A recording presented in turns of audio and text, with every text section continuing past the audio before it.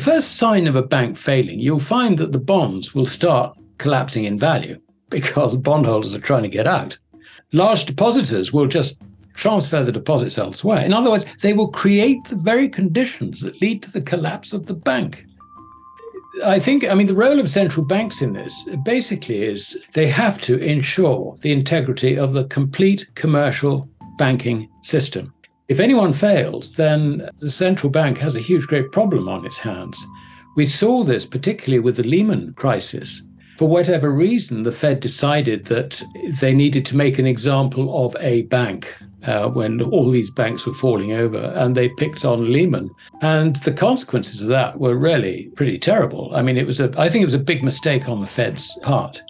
In this country, the Bank of England even rescued small banks. It made sure that no bank went under. And it is a primary function of a central bank to ensure that a commercial bank doesn't go under and that depositors are protected. Now, I know that depositors are, in theory, guaranteed by various deposit protection schemes. I don't know what it is in Canada, but in this country, we're looking at about, I think, £85,000. Any deposit values above that are not protected. But there again, you see, there are complications because if you've got more than one deposit, they total more than that. The banks are related in some way, like one might be a subsidiary of another, or they may operate under some sort of common license. Then, that's treated as one deposit. You're not going to get two lots of coverage. So there are various wrinkles that you've got to be really aware of. I think the biggest risk, because I really do think that the central banks learned the lesson of Lehman. You do not let a bank go under. It's as simple as that. And there's no reason for them to do so. But I think the wild card in this is the legislation that was passed at the behest of the G20 in all the G20 states, whereby, in the words of Gordon Brown, who was our prime minister at the time, the taxpayer shouldn't be on the hook for all the misdeeds of bankers. I'd say that's an emotional comment from a politician.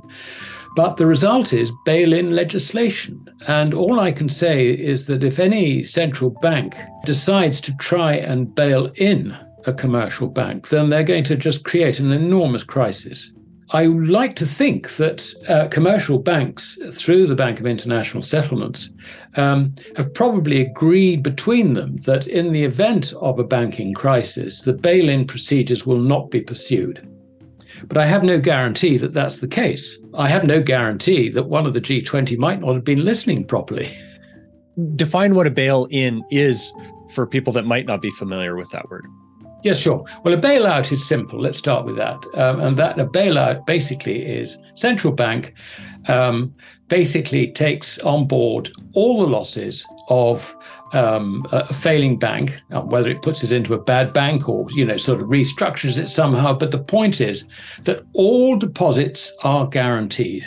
In the case of a bail-in, the idea is that the burden of the rescue should not fall on the central bank as much as possible. It should fall on the shareholders, it should fall on the bondholders, and it should also fall on the large deposit holders, the ones with, in our case, over £85,000. Mm-hmm. I'll just give you an example where that is actually very, very bad. I would guess that in Canada, you've got the same sort of thing. You have solicitors' accounts. These are accounts where client money is segregated into a common account. Say you're buying a property or something like that, and you would put deposits or the funds, if you like, from the sale of a house would go into the solicitor's account to begin with before it is sent to you. Now, if a bank goes bust, that account's going to have many millions in it, and that doesn't get rescued. Mm-hmm. So you could find that you're caught in the middle of this really nasty situation. There is every reason why this bailout procedure should actually go ahead. Otherwise it's just too messy. But bail-ins, the first sign of a bank failing, you'll find that the bonds will start collapsing in value because bondholders are trying to get out. Large depositors will just transfer the deposits elsewhere. In other words, they will create the very conditions that lead to the collapse of the bank. So bail-ins are actually counterproductive. And the other thing is that shareholders just end up being diluted down to zero. So you will see share prices falling in the stock market. You would see bond values collapsing, and you would see a run on the bank.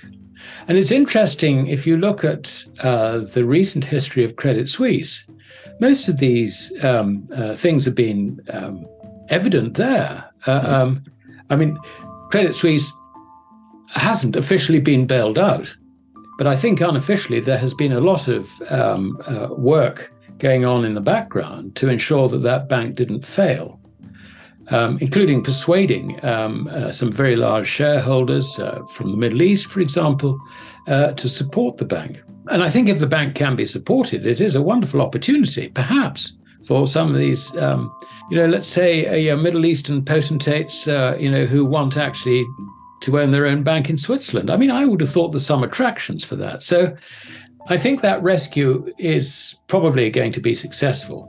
Mm-hmm. Now, having said that, the shares are valued at a very deep discount to the balance sheet book value. I calculated at the worst, it was something like 20% of book value. I mean, that's an 80% discount. You only get that if the market's in effect saying this bank's bust. Mm-hmm.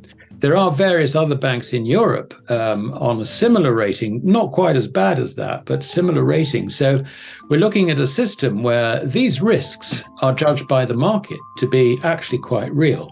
Of course, in a bailout, you find that the shareholders actually do lose. I mean, it's as simple as that. They get just diluted right down. They lose in either case. It's really the treatment of the bondholders and the large depositors, which is the difference between a bailout and a bail-in.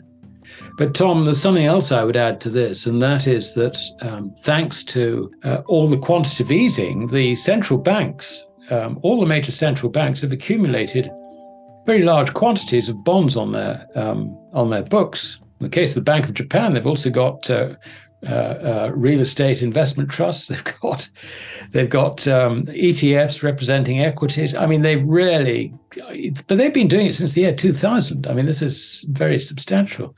The result is that the fall in markets, the result of rising interest rates, has really wiped out all the central banks' equity. I look at the Fed, I look at the Bank of England, I look at the ECB, I look at the Bank of Japan. Now, normally this is not too much of a problem because a central bank can quite easily recapitalize itself with its government shareholder. But there is a problem in Europe, in the Eurozone, and that is that the ECB is not held by any government. It's not owned by government. It's owned by a consortium of national central banks in the Eurozone. And the problem there is that you do usually require legislation to recapitalize a national central bank. And I can just imagine the conversation in the Bundestag as some pesky politician actually says, now, hold on a minute. What are you doing about these target 2 imbalances? And you can immediately see how the whole of this recapitalization process could end up being extremely difficult. So I think the danger, to my mind, is probably, and there's no guarantee I'm right in this, but probably more with the central banking network than it is with the commercial banking network. I'm assuming that the central banks will do everything they can to bail out any failing commercial banks.